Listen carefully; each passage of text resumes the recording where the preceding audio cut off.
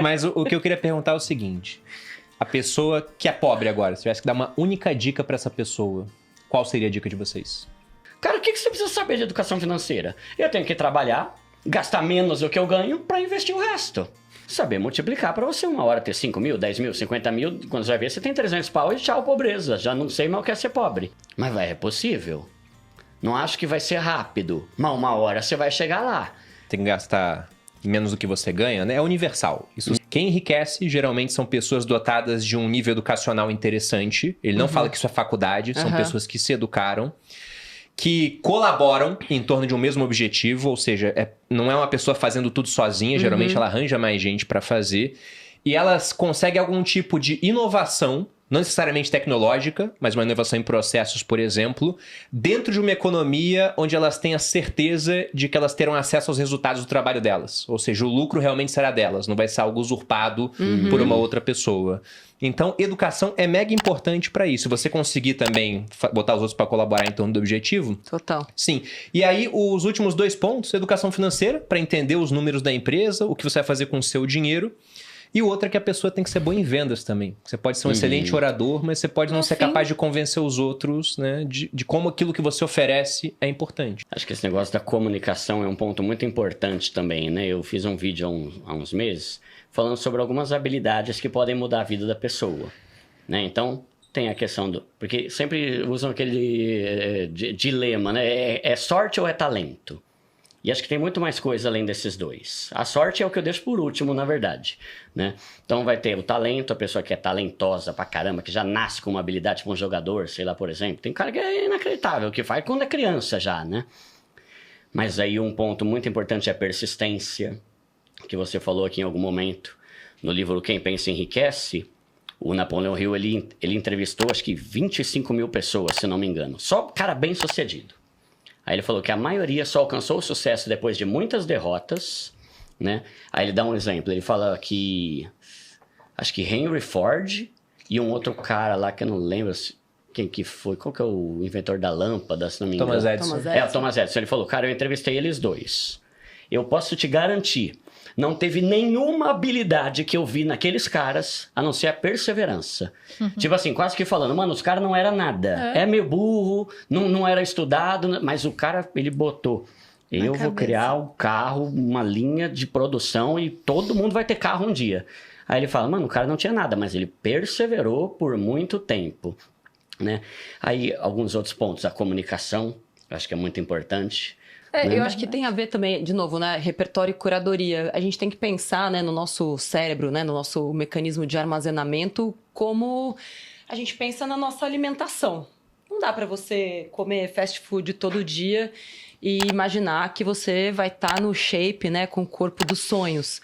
Não dá para pensar que você vai consumir conteúdo de TikTok de 1 minuto, pegar a diquinha do primo pobre, do Bruno, da Malu, da Natália, de qualquer outro, e isso vai te enriquecer. Isso é o suficiente para você ter isso que todo mundo tá falando aqui do ensinamento, né? Ou ficar vendo Big Brother o tempo inteiro, bobagem o tempo inteiro. E quando eu digo bobagem, eu também consumo isso.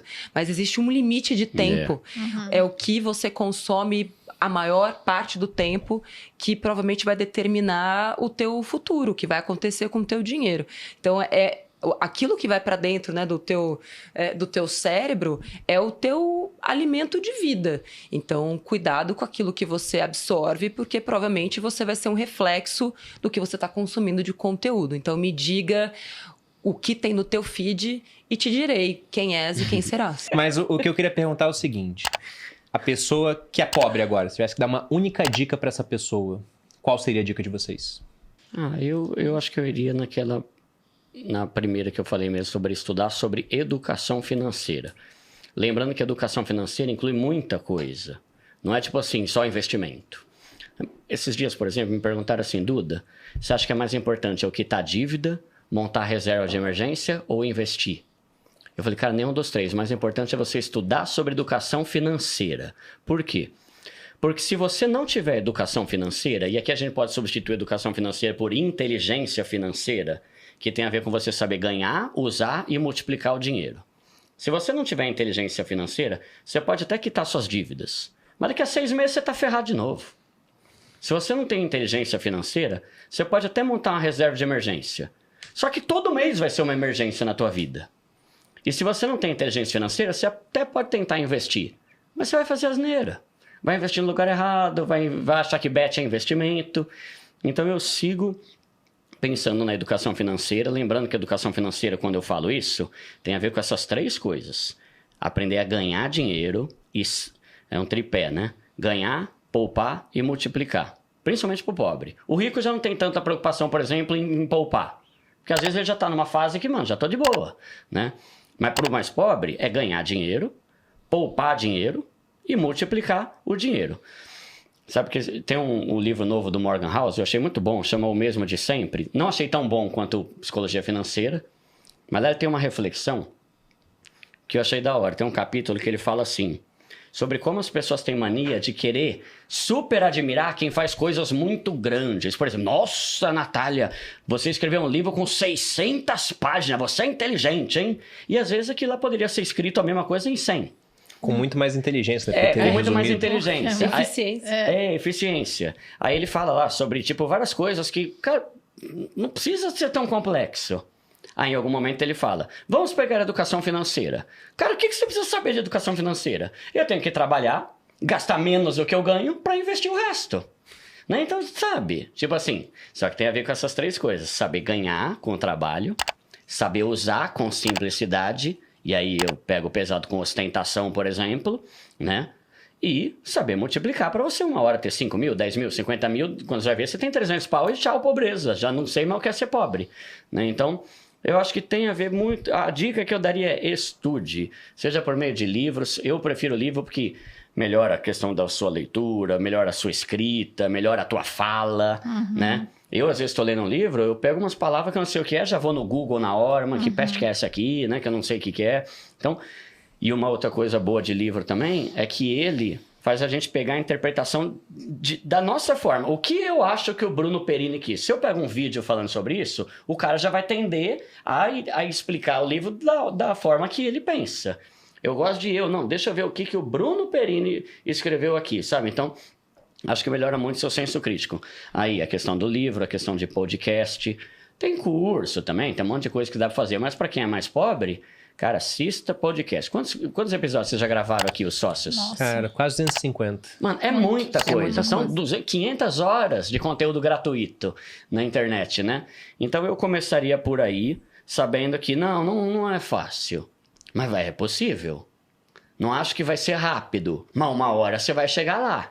Só que se você não começar agora a trabalhar, simplificar a tua vida, viver no minimalismo. Esses dias eu fiz um vídeo sobre minimalismo. O minimalismo é muito bom para quem está precisando mudar de vida e até para quem já mudou de vida. Tem vários pontos bons também.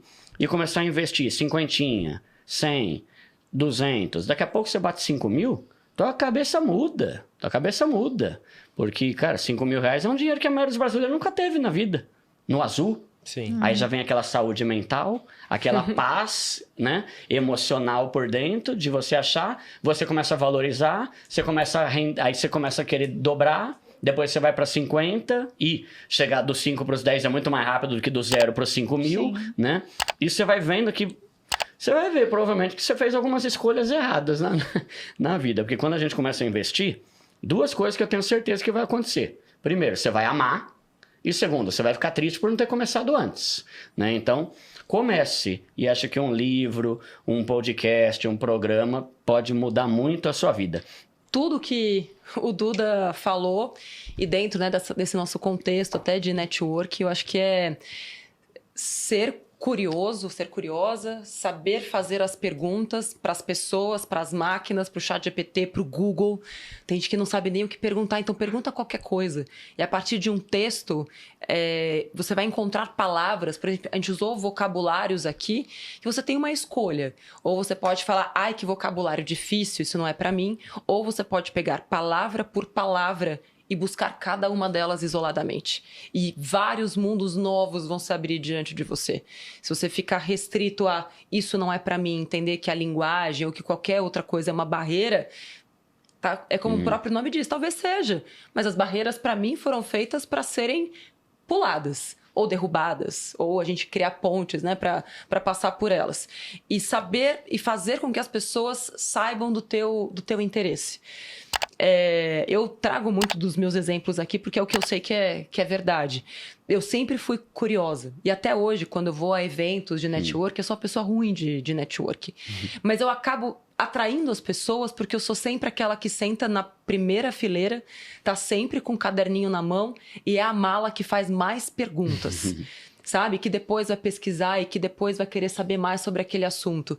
E das pessoas perceberem essa curiosidade, às vezes de uma pergunta, elas acabam se aproximando naturalmente, por ser um bicho esquisito. E eu nunca deixei de fazer essas perguntas, talvez por barreiras ou por medo daquela pessoa não me responder. Então, eu sempre deixei que as pessoas próximas soubessem do meu interesse. Então, quando eu era estagiária e queria ser... apresentadora, eu não tinha nenhum pudor, assim, em bater na sala do braço direito do Silvio Santos, estagiária, tipo, falar, o que pode acontecer de pior?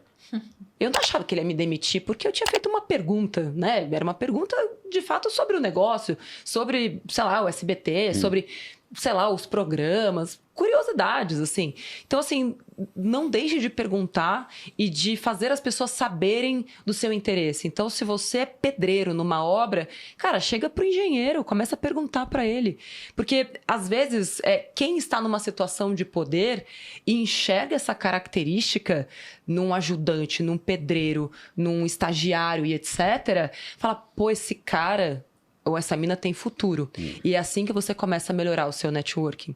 De novo, trazendo para o meu exemplo, essa habilidade, não é nem uma habilidade, né? Mas essa característica de ser tão curiosa, no momento dentro da TV que eu vi que não ia acontecer o que eu queria, que eu não ia conseguir ser repórter ali dentro, e eu já tinha tentado de tudo, tal, eu falei, putz, não tem jeito mesmo, fui pedir demissão.